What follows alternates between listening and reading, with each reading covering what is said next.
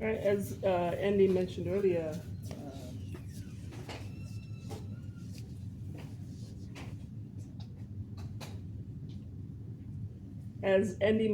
we take at All in Panther, we take a healing-centered engagement approach at how we serve the families that we work with.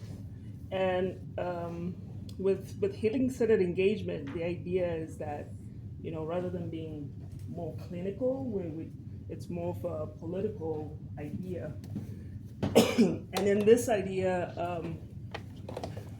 we want to be aware that healing from trauma is found in an awareness as well as actions that address what happened, so the conditions that came that brought your trauma to be in the first place, rather than thinking of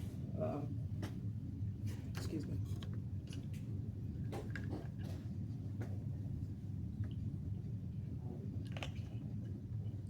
So we're focusing on what caused the trauma, right? In the past, it used to be about what kind of like what I'm blanking. Jackie, can you help? Like, you mean like what's wrong with someone versus Exactly. what Thank you, happened to Andy. What's wrong with you? But now the idea is to think of more of like what happened to you, right? Taking a more compassionate approach, using empathy and sympathy to kind of I have a understand. question real quick. I was actually wondering this. Is so like even if you were in therapy, is this an old school idea where they even in therapy they try, because is it re-traumatizing to talk about it if you want to? You mean in therapy, the act of talking about Yes. trauma? Yeah. So for some people, talking about it Acknowledging can be re-traumatizing, but there are also different techniques that therapists can use where people do not have to talk about their trauma. EMDR is one of them. So you can just be thinking about what happened to you, and then your eyes are getting distracted to move side to side. So it's creating new pathways in your brain to help reduce that pattern of fight or flight being triggered every time. Yeah, and also something to think about at All in Panther, we're not clinicians, right? Right. We're just And so we don't want to initiate a conversation about something that's difficult or may be difficult for somebody. We want to receive it if we're comfortable receiving it, right? Sometimes somebody might tell you something that's really intense, and it's okay not to know what to do in that moment. Andy or I or other staff members can step in. So you just call on them and kind of explain what's going on, and we can help in that situation. So it's up to your comfort level, but we never initiate. And then the second idea to healing centered engagement is that it's about restoring well being. And this can be found in building relationships, it can be found in culture, healthy identity. Sometimes when you've gone under severe trauma, you can lose yourself. You lose so much about yourself that it's important to go through quite a bit of self-discovery. And that takes place when you're comfortable, when you feel safe.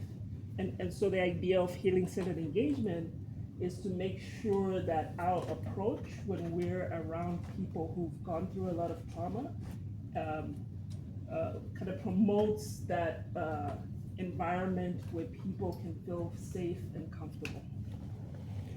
And then the third idea is healing-centered engagement. It goes beyond treatment. It goes beyond just looking at the pathological things, the behavioral symptoms, the emotional things that may be going on for people. You'll find that, especially for kids, sometimes kids who've experienced quite a bit of trauma or are maybe secondary survivors of trauma may be misdiagnosed with, for example, ADHD, right? These symptoms that are presenting in an extroverted way may be a way for them to cope with what's difficult, with something maybe they're not understanding, something maybe they haven't had an opportunity to process. And so by using healing-centered engagement and being patient and maybe being compassionate and giving them time to figure themselves out helps them process and helps them be present, right? And then the fourth idea is making sure that we're taking care of ourselves. We want to be compassionate to ourselves first before we can be effectively compassionate to other people. And we're also recipients of the work that we do. So we're all participants, whether we're staff or volunteers or interns, we're participants in the program as well. And we're modeling that participation to the other people that are participating. So we benefit. Yeah, definitely. I'm gonna try to breeze through a lot of the slides. So please, if I'm going too fast, just let me know. I want to give enough time to Jackie to present. At Island Panther, our mission is to inspire and support refugees as well as society in embracing change, life, and hope. We do this through healing-centered engagement in expressive arts, community outreach, and collaboration.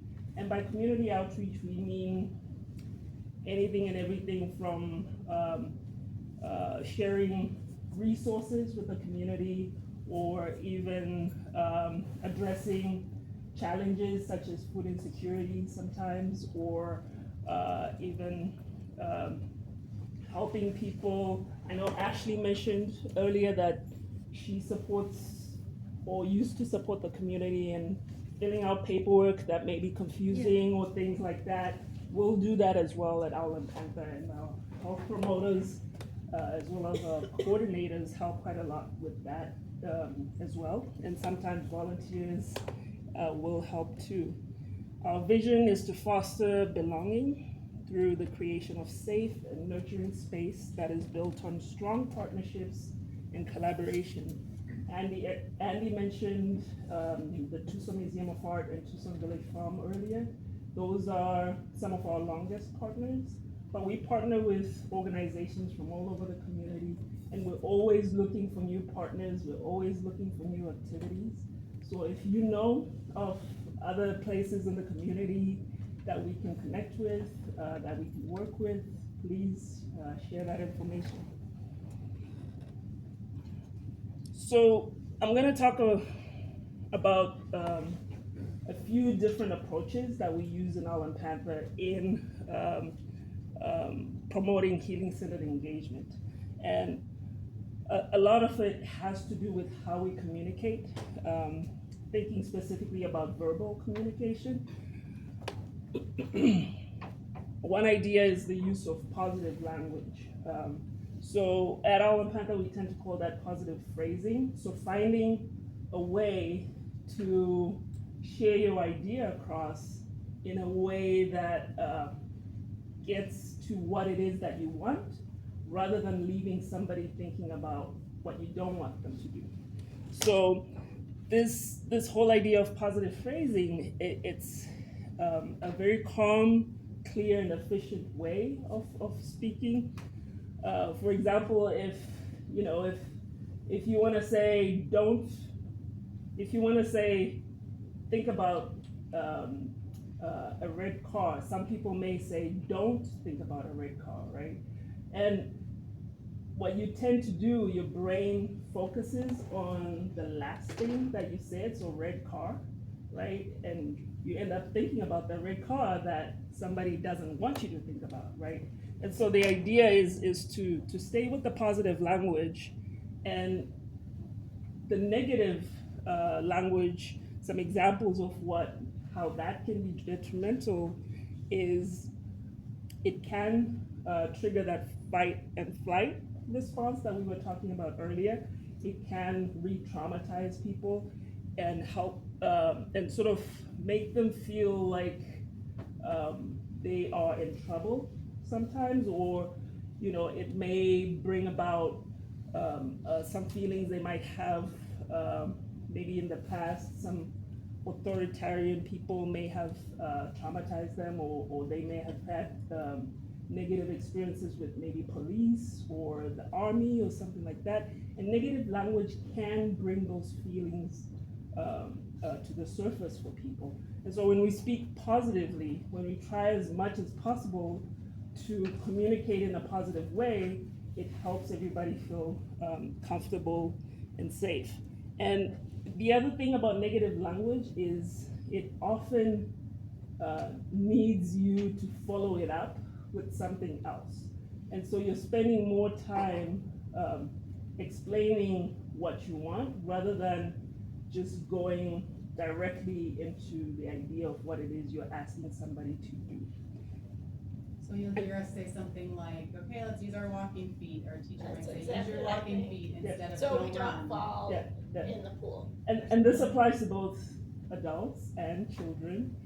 We could all use as much positivity as possible every day. We have a short video to explain this idea further. I'm gonna go ahead and play it. Hi everyone, I'm Emily Hartzog, president with Chartwell Agency, and today I'm going to tell you why I have a big problem with the phrase, no problem.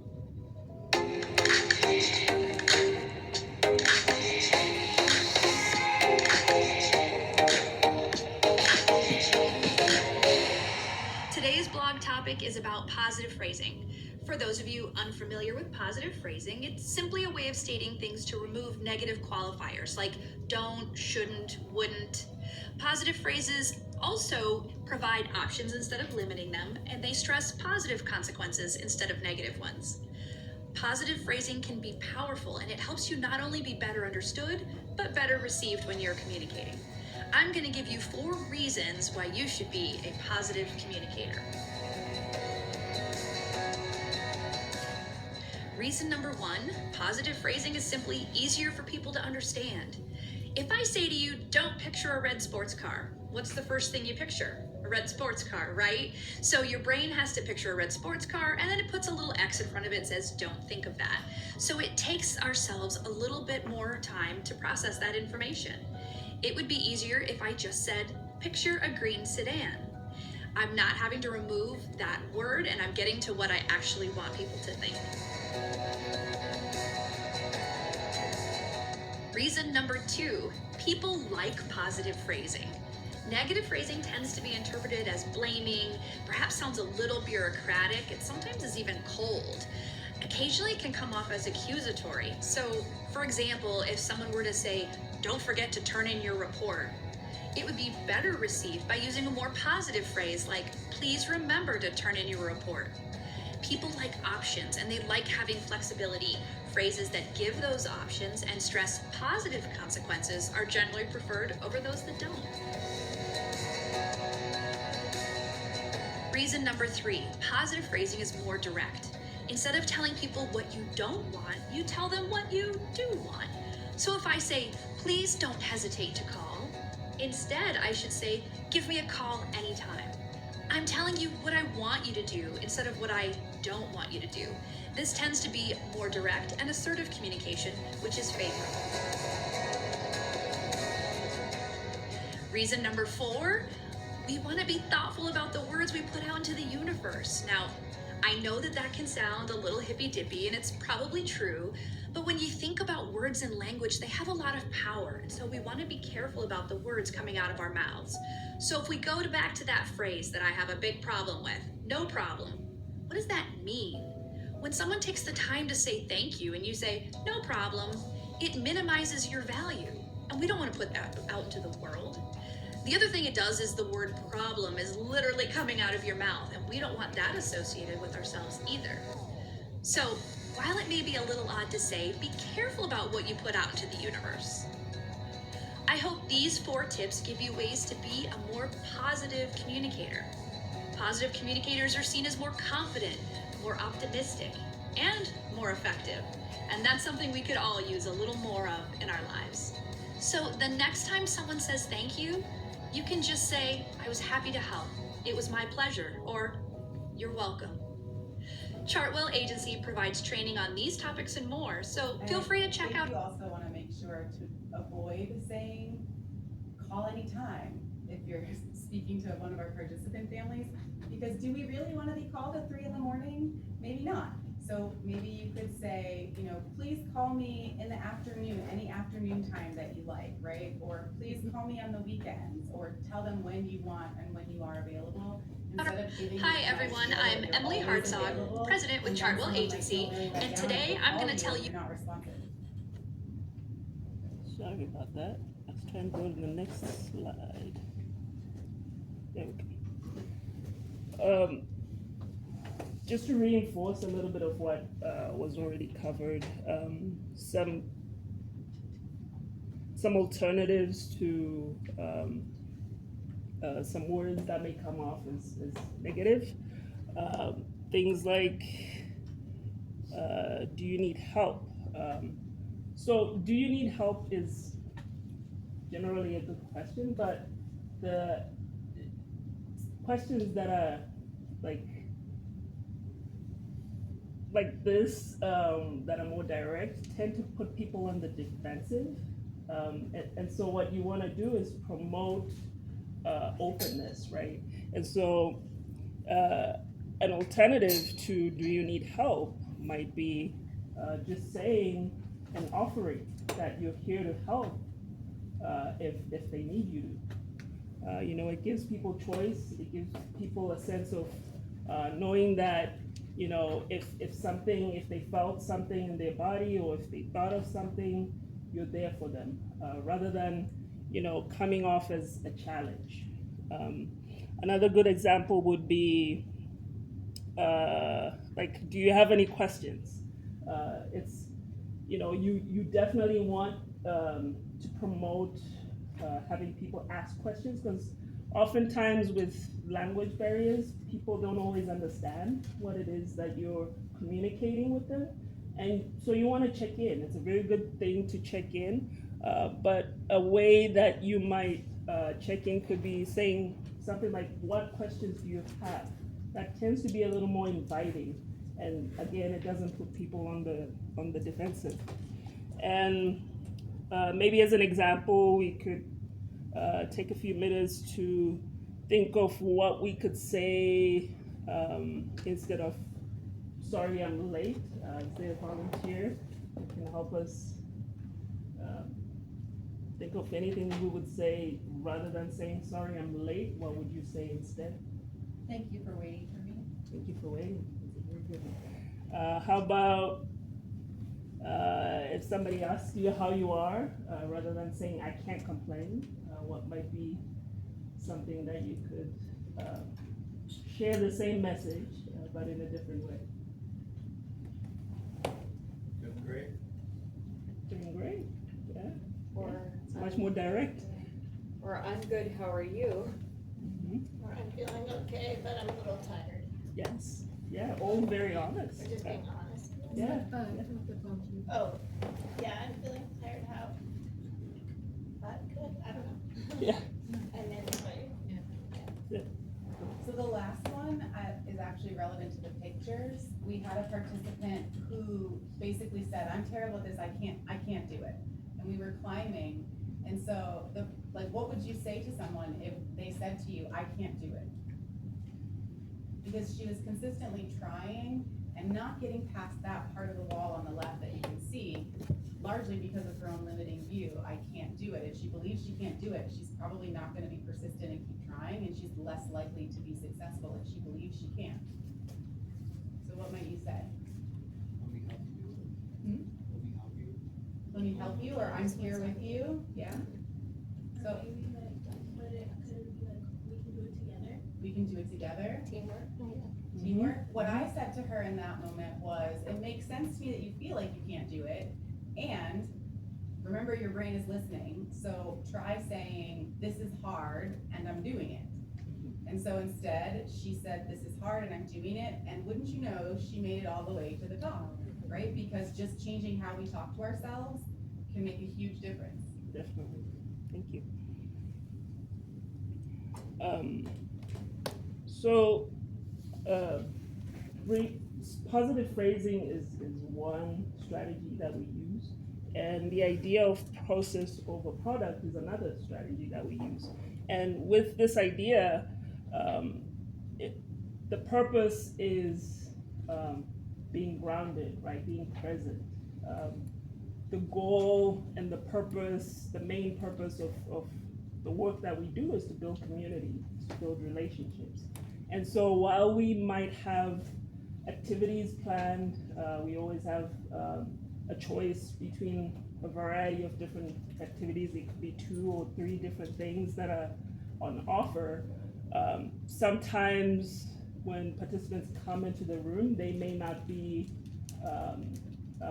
feeling ready to participate in any given activity. And so when we focus on the process, we allow ourselves to be in the moment, we allow ourselves to be flexible. And with that in mind, we are more open to doing alternative activities, even if they're not the activities that are part of the choices. Perhaps somebody comes in and they're feeling like they have a lot of energy, right? And we're doing a lot of drawing or writing activities. Maybe you take a few minutes and walk outside, or let them run or kick a ball, right? And so while we may have an end product that we're working towards, what's important is the process of getting there. And what's important is helping everybody feel confident and feel successful at doing that activity, so that whatever comes out of it feels really good for them. And this idea of focusing on the process, it encourages people to explore as well as enjoy themselves without that pressure of what's the result, what's the end result of what it is that we're doing, right? And in the process itself, we want to think of, again, the language that we use to promote the process. One way is in how we praise. So if we're able to be brief and specific in our praise, it's much more meaningful than being vague and throwing out comments like "good job" or "that looks nice," which are very popular ways of commending somebody, but they're not that helpful. So when we're thinking of praising people, we want to encourage them to think about the work that they just did, or think about the process that it took to come up with whatever it is that they came up with. An example is perhaps somebody comes to you with a drawing that they were working on, right? Rather than saying something like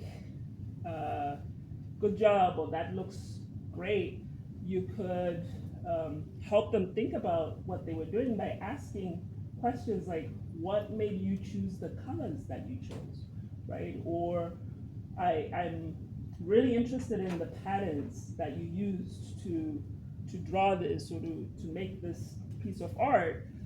How did you come to decide to use that particular pattern? So finding ways to use open-ended questions to acknowledge that they came up with something, or they created something, but also to help them think about, well, do they want to add something, or what would they do differently next time? This is a short video on. We might watch these videos next. I mean, we could watch them next week. Yeah, I think that would probably So be we better. can watch they're like role play videos from former interns, Yeah. so we could share those next week. So it's just a video that gives examples of how to use brief specific praise in a situation you might have with a participant.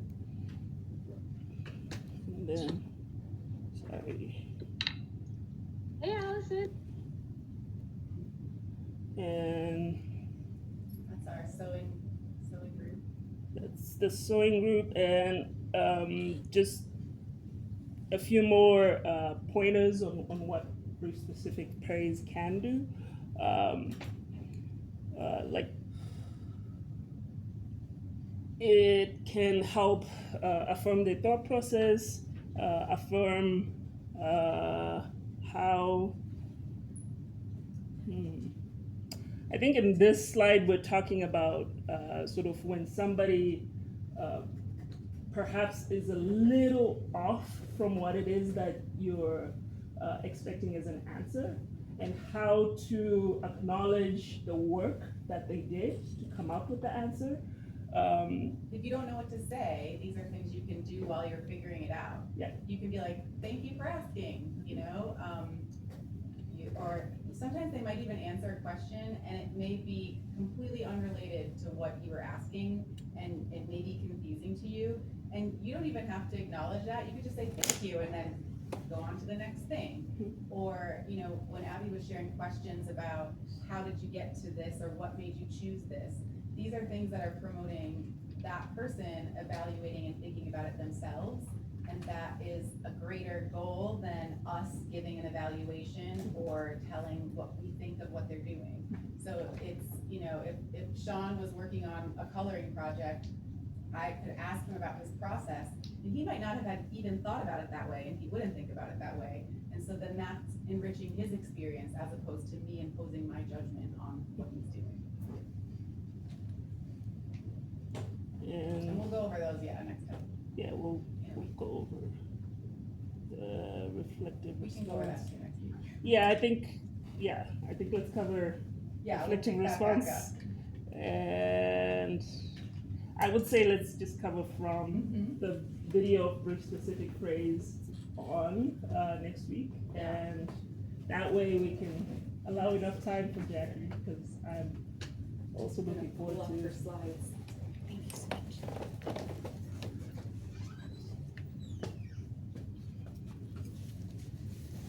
Thanks for your patience. Oh, not at all. Where did I go? I'm sorry. It was my pleasure. Thank you. Role play. She just said, don't say no problem. Yes.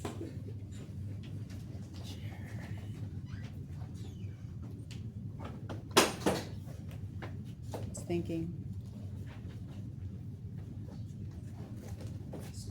Okay, here's a little, I don't know if this does the slides or not.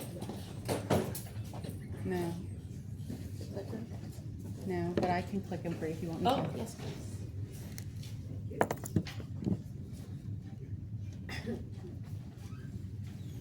So while I'm passing these out, I'm just gonna let you know a little bit about myself, and I was sharing some history with Abby. My name's Jackie, and I work at La Frontera Center, which is our behavioral health agency, and I have been there 22 years. A long time.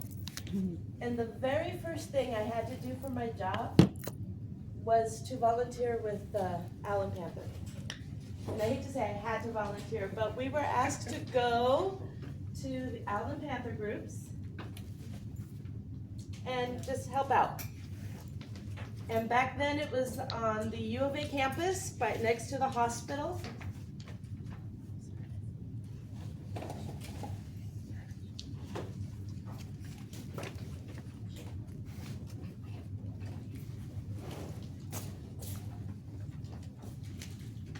Everybody get one?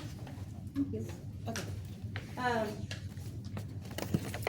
So back then it was we had a little trailer next to the U of A hospital, and it was next to the CUP clinic, which is now the Schubitz Family Clinic. And back Amy Schubitz co-founded. Allen Panther, yes. So it was Amy Schubitz and Mariana Neal. Thank you. I couldn't remember her name. I got to meet both ladies. I got to work with both ladies, and they were wonderful. And if there are any readers in the group, there's a book called, I just lost it. It's by Barbara King Salver. The Bean Trees. Yes, The Bean Trees. yeah. And I asked Amy one day, there's a character in the book called Maddie, and I said, Amy, are you Maddie? And she looked at me with a twinkle in her eye and said that Barbara wrote about a lot of us. So that tells me yes, she was Maddie. I recommend the book. It's very short. It's great, entertaining. But anyway, so Allen Panther's close and dear to my heart write that down? for many years. The bean bean trees. trees. We can put it in the email. Who was the art author? Barbara Kingsolver. Thank you. Local. She was local, yeah, she's moved, but yes, she was the local writer. When she wrote that. Yeah. Okay. Barbara Kingsolver? Kingsolver. Kingsolver.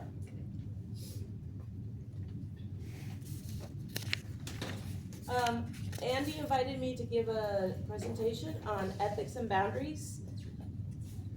So that's why I'm here. And thank you for coming. So we're going to talk a little bit about confidentiality, ethics, why they're important, some common ethical pitfalls, learning the importance of boundaries, and then how to set our boundaries. So I'm sure you'll get more on this later, but confidentiality is paramount. We want people to trust us. We want the participants that we work with to trust that we're not going to be giving out their information to anybody.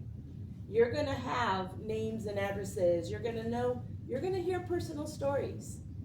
And the thing I like to say about personal stories is that they belong to the teller. They're not for us to repeat. So if you hear somebody shares a personal story with you, please don't repeat it because it's not yours. The information that you're privy to, please only use it for your volunteer work. Don't go to your regular job and say, oh, guess what I heard and guess what I learned about this person. We want to just use it solely here for Alan Panther. Don't share, discuss, or disclose any private information for anybody with anybody outside of the organization unless you have to for legal or ethical obligations. Or if you're an reasons. intern and you're writing about it for a school, you can change the name, change the identifying country of origin, change other things so that they wouldn't be able to connect that to a person. Thank you. So what are ethics? They're well-founded standards of right and wrong that just prescribe what humans ought to do, usually in terms of rights, obligations, benefits to society, fairness, or specific virtues. What does that mean? What does ethics mean?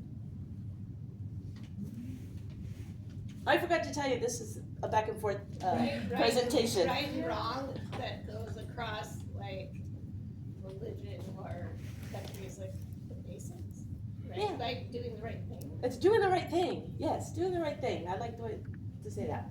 Now, do we all adhere to the same set of ethics? No. So we have to find some common ground.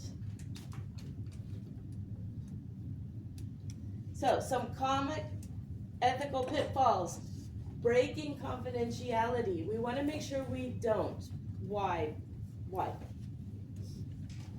Let me ask you that. Why don't we want to break confidentiality? Breaks trust. It breaks a trust, right. And remember, we're working with people who are vulnerable. So we want to maintain that trust and build that trust. Dual relationships, what does that mean? Yes, ma'am. Be friendly. Well, you want to be friendly with everybody, but this is taking it to a different level.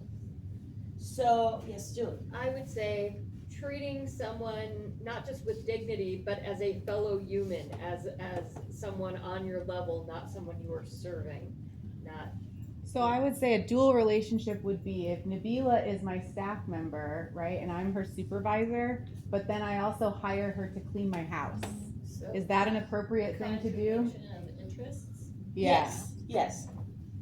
Do Yeah, when- you have a question? Oh, yeah, no, my example was gonna be if you're, maybe a preschool teacher providing childcare for your, one of your parents. Exactly. Yeah, that's a dual relationship. Matthew, were you going to say something? Yeah, I was gonna say any sort of, where you tip off the balance of power dynamics. Yes. Perfect. Right. So you want to keep that power, like Julie was saying, we're all on the same level, okay? Acting outside the scope of your expertise. If you don't know something, it's okay to say, I don't know something. Or if you don't want to say it in a negative way, you can say, I need to learn more about that. So please don't act outside. If you don't know how to do something, say, I'm sorry, I don't know how to make baklava, but we'll find somebody who can. Okay. Acting alone, what do you think that means? Making decisions without checking with whoever's supervising you. Yes, yes, taking that on that responsibility. But also too, taking something on as a member of the team that you don't bring back to the team because even on a peer-to-peer level, we can all think about how to make the most use of resources, other ideas on how to do it. Great example, great reminder, thank you. And then meeting your own needs at the expense of the participants. What does that mean? I mean, so to me, in a broad sense, it sounds like you're doing something to feed your own ego, not necessarily Right. helping Yes. folks. Yeah. Yes, so I'll give you an example. One of the teams I supervise at work, we have support staff in certain locations, and they're there to help the people there to improve and graduate from a program. Well, there's one person who likes to keep them there because they feed their ego. And it's really difficult to try and get them to see, we wanna empower people so they can go on with their lives. But this staff person is insisting that they need them, they need that person to be there. So yes, so meeting your own needs, feeding your own ego. I like to think of that as reminding yourself to always check your intentions, Ah. especially when you're serving other people. Very nice. Why are you doing it? It needs to be about them and not about. Great, yep. So, two important strategies to remember in making it out of the ethical pitfalls. When in doubt, ask your volunteer coordinator. If you don't know, ask your volunteer coordinator. And then always try to consider what would happen next. How could this situation go wrong? So if you're not sure, if any of those other previous slide things come up, think about how could the situation go wrong? Yeah, and you can ask Renata, you can ask Julie, you can ask me, you can ask Abby. So boundaries. Boundaries are guidelines, rules, or limits that are created to identify what are reasonable, safe, and permissible ways to interact with others. They set the parameters of what is and is not acceptable behavior. Boundaries can be both professional and personal. I would say boundaries are things that we do, not rules we put on others. Yeah, we'll get there. Okay. So why are boundaries important in the volunteer work that you're doing?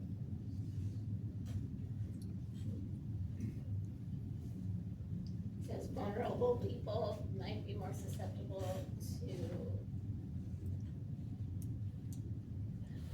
I guess, maybe falling in a relationship like that person that you were talking about from your work, Okay, narcissist, I don't know. Like, is that like feeding their own ego? but boundaries are important, all right, because we're working with vulnerable populations. What else? Going back to you can't drink from an empty glass. If you don't have boundaries in what you're able and willing to do, there's always going to be so much need that if you respond to every need, you'll just get buried. Yes, yes. The road in life is like street. The between car and car should be space. If not spaces, we make accident. Oh, I like that. Great example. Yeah. Great example.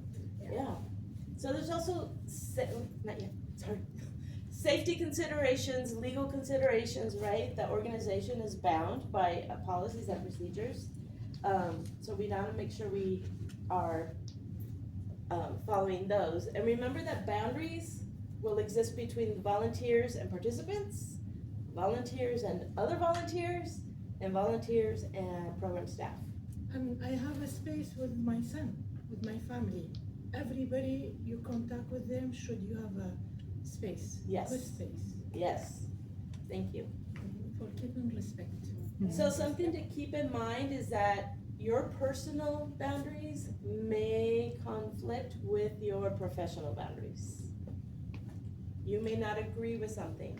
However, organization boundaries are going to take precedence. You have to follow organization rules. Because those are set in accordance with compliance requirements such as grant procedures, guidelines, and based on policies and procedures. Just, I'm gonna let you know why we're doing that. So, setting boundaries, what are we gonna do?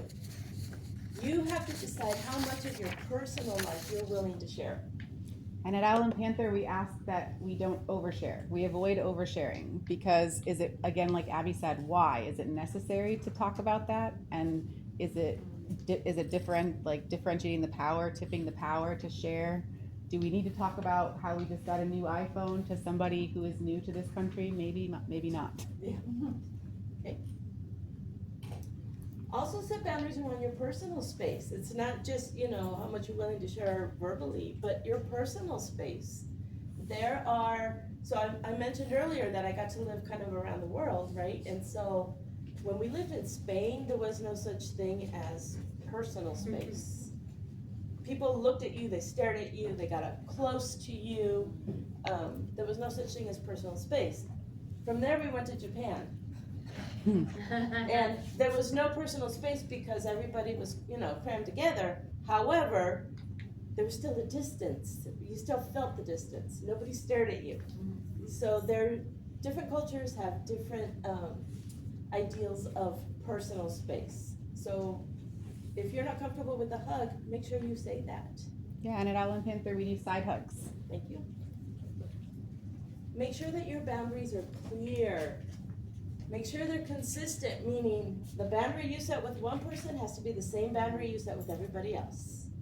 Otherwise, it's going to be looked at as favoritism. And make sure they're reasonable boundaries. Okay, that's okay. That's okay. Avoid getting too involved, attached, or dependent on the people that you're serving, which is very easy to do. And it goes back to Abby's question. Why are you doing this work? Are you doing it because you want to be a hero? Or are you doing it because you really want to get this person some help, assistance to get on their feet and live, a great life? So don't get over-involved in anybody's lives. Don't get attached. If it's time for them to fly off, let them fly off. In the same token, don't get dependent. Like, I need to go see this person for my own well-being. Yeah, and don't allow them to get dependent on you. Yes. So if they're only looking to you and relying on you for every need that they have, then you know that your boundaries are not in balance. Keep a healthy balance between your volunteer work and your personal life. We'll say more about that in a little bit. Right there. Don't be afraid to say no. If it's something you're not comfortable doing and it's not within your scope of work, you can say no. And you can do the positive no. Thank you so much for asking. I appreciate you asking. I'm not comfortable doing that. Or no, I can't do that today, right? It's okay to say that. It's okay to say that. Communicating your boundaries, make sure you're assertive in an open and honest way. Well, I really don't want to. No, you're gonna say, you know what, I can't do that. Or I'm not comfortable doing that. Oh, I don't understand. Or I could not do it. Yes, Yeah. I'm not allowed to do that. Yes. Or let me find somebody else who might have Yeah. better. I tell the refugee when I help them, please don't call me in the surgery room. Because I'm not good in the surgery room. Maybe I make it terrible for you. Right. Find someone else, yeah. Something I can't do it, exactly. Something I could not do it. Right. Should I say no? I could not do it.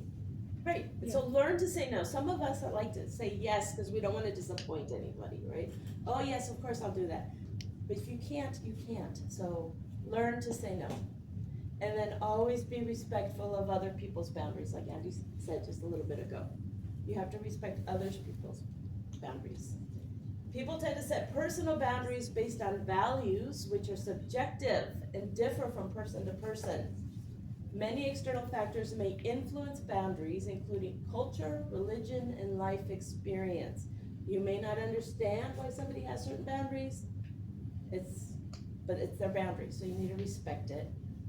And then the last one. Everybody has a right to set their own boundaries based on their values. Again, may not agree, but you want your boundaries respected, so we need to respect the boundaries of others. You might hear me say to participants in the group, if you want people to listen when you say no, it's important for you to listen when someone else says no, right? Because if they're not listening when someone says that, I want them to understand. So one of the most important things that you can do around boundaries is to know your role and the scope of your work. What are you actually signing up for? Oops. It's not doing it. It didn't do the things. The next one says, what are you not allowed to do? Well, what did you sign up to do, right? Oh, yeah, what are you expected to do? Sorry. Then what are you not allowed to do? Yeah, it's in your handout. See if I can read it. So what are you expected to do? What are you not allowed to do? What do you need to report or escalate? If you don't know if something is making those hairs on the back of your neck stand up, you can ask. Go to one of the program executives, Directors or coordinators. And ask. Don't try and handle things on your own. Know and follow policies and procedures. So we have our paper for those who are interested in volunteering or working with Owl and Panther. We have our volunteer understandings as well as our sexual abuse and misconduct policy. It's important to read those. If you're unsure of anything, ask for clarification. One of the things I like to tell my staff is I would much rather answer 1,000,000 questions than have to go back and correct one mistake. So it's better for you to ask than to make a mistake that has to be corrected later. And then, I can't read it.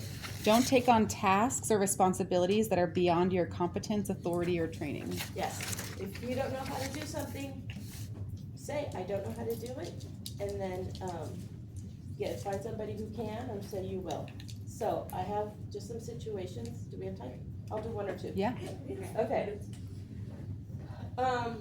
So when I said that I used to volunteer with Owl and Panther, they used to have translators come in and I overheard somebody translating for somebody else who spoke Spanish, and the doctor was talking with the patient about diabetes. The translator kept interjecting their own experience with diabetes. Were they overstepping boundaries? Absolutely, yeah. So translation should be done word for word, the end, right? You don't put in anything more than what is being said. What if you had a participant come up to you and say, oh, I found a job, but I don't have any clothes to wear. I really, really need to borrow $200. What do you do? I can find if there's some clothing donation places that work with employment. Yeah. How many of you would be tempted to lend them the money? No? No, good, okay. Okay, good. Maybe if you say $50. Okay, $50, all right. Well, it's more likely to be like, maybe a participant is like, I really like McDonald's and I haven't had it in 2 years. Can you take me to McDonald's? And you might be like, well, gosh, it's McDonald's. It's not the end of the world. And also then every other participant might hear about that story of you going to take to McDonald's and they're gonna feel left out. So it's very important, and you'll see in our volunteer understandings that if we're doing something behind the scenes with one family, we're not broadcasting what we're doing with that family so that other people are getting jealous or upset. That's important.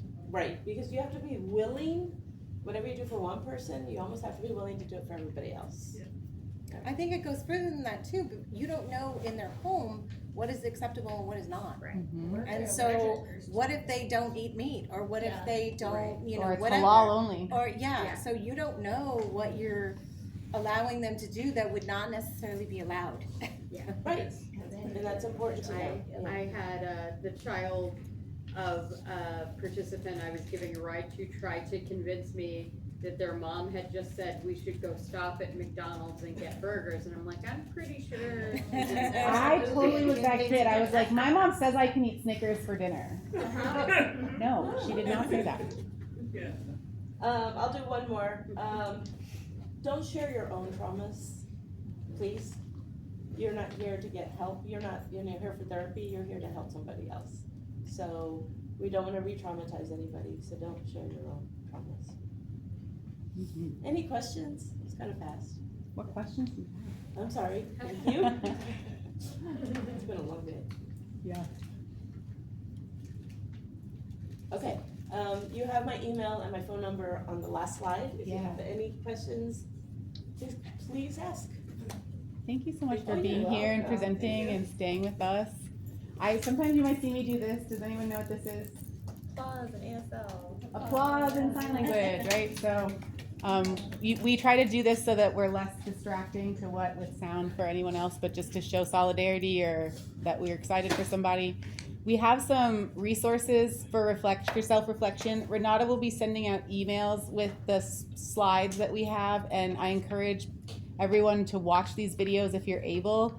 When Abby was talking about like how we shifted the paradigm from what's wrong with you, if we see someone's behavior as maybe not what we'd like to see, to what happened to you, that is related to adverse childhood experiences. Dr. Nadine Burke-Harris has a TED Talk that's only about 12 or 14 minutes. I hope everyone watches it. And also, if you feel comfortable, you can take the ACEs quiz on NPR. It's a 10-question quiz, which may bring up memories that are difficult for you, so just keep that in mind. And then you get a score out of 10, 10 being that you've experienced the 10 most adverse childhood experiences that are included in this test, meaning that you have a greater incidence or likelihood of having other health consequences like heart disease or diabetes. Brene Brown has a Power of Vulnerability video. Kristen Neff is an amazing person who talks about self-compassion.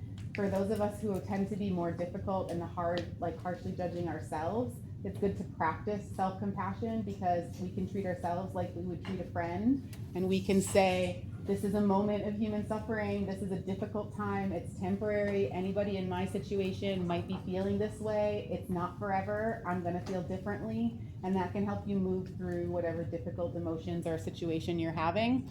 And then also some exercises for resetting that vagus nerve to get us back into that window of tolerance so that we can be social and interact with others in a safe and healthy way.